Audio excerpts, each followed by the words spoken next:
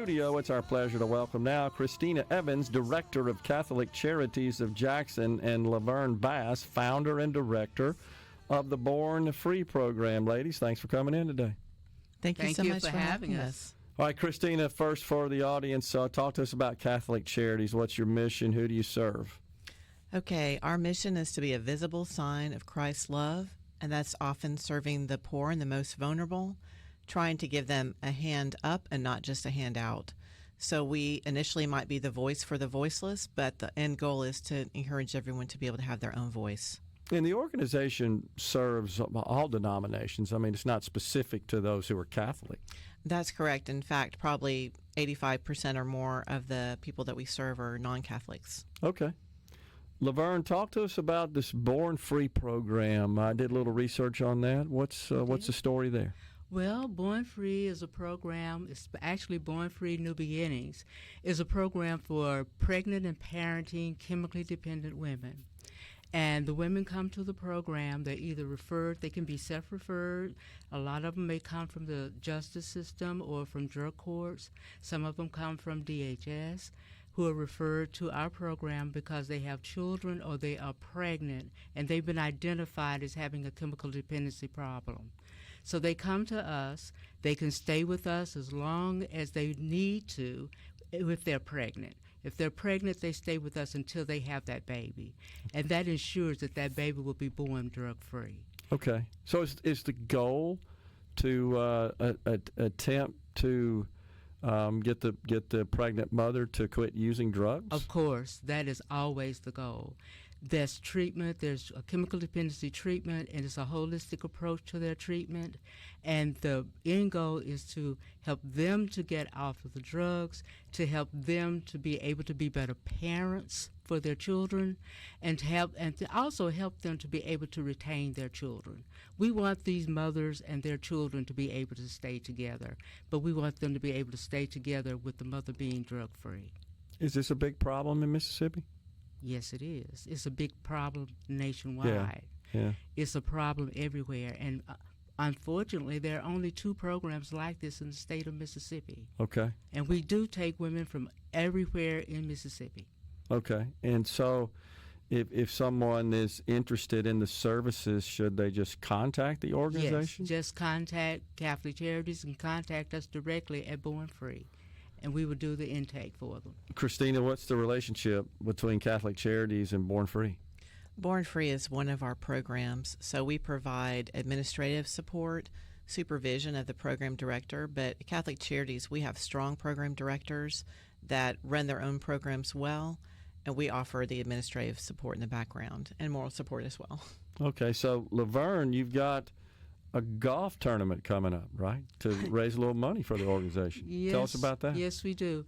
Well, I think that Christine would be in better shape Birdies to tell you about that. Birdies for Born Free. It's like the title. Okay. It's a great title. We're coming up June the 10th, which is just next week. And we still need people to sponsor holes for $250.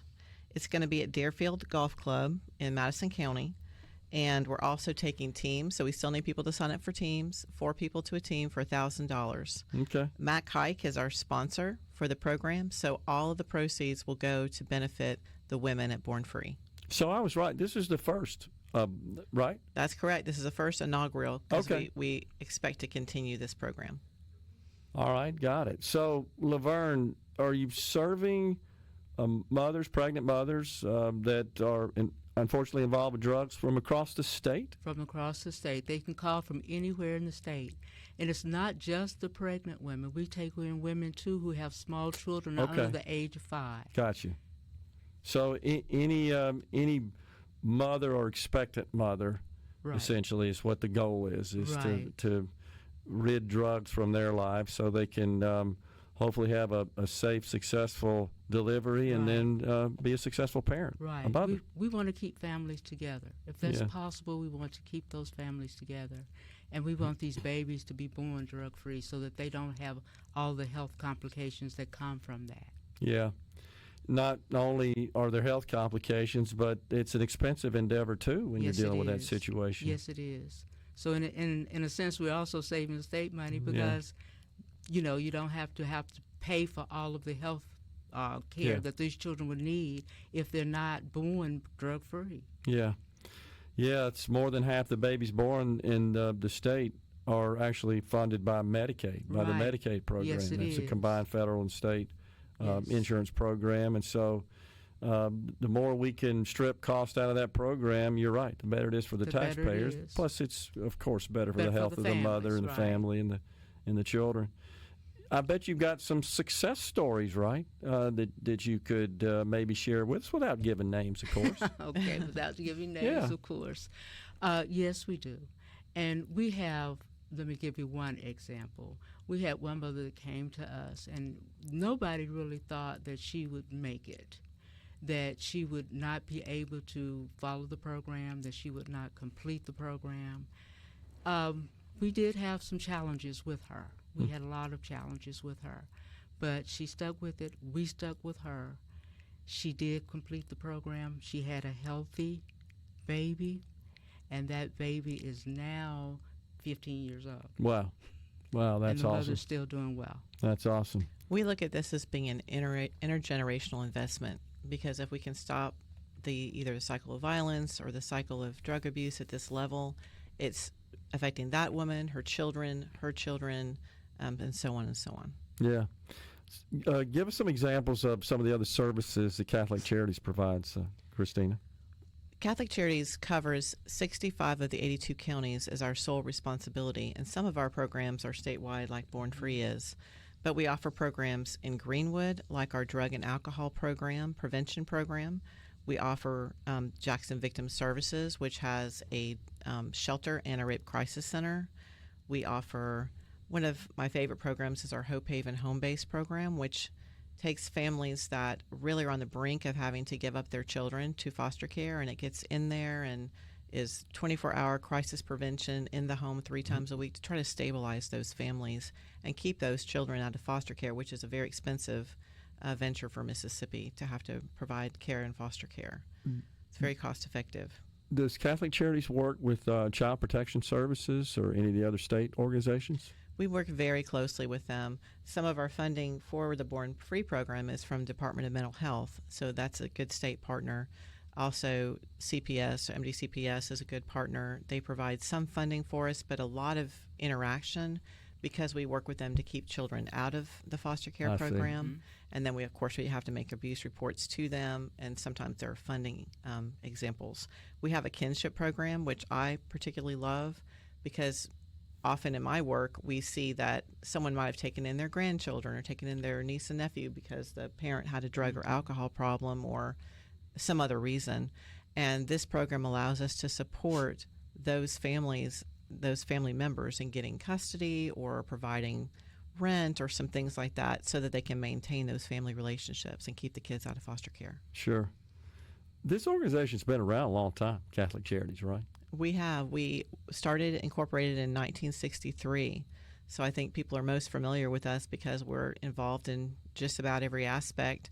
And a lot of times we do unduplicated programs because the state or other people will come to us and ask us to start a program to help the community. Yeah. And you're filling voids that really are left behind by other programs, other organizations, or certainly government. That's correct. I think the first shelter was started by Catholic Charities on request from the community, and that's a typical example. Okay.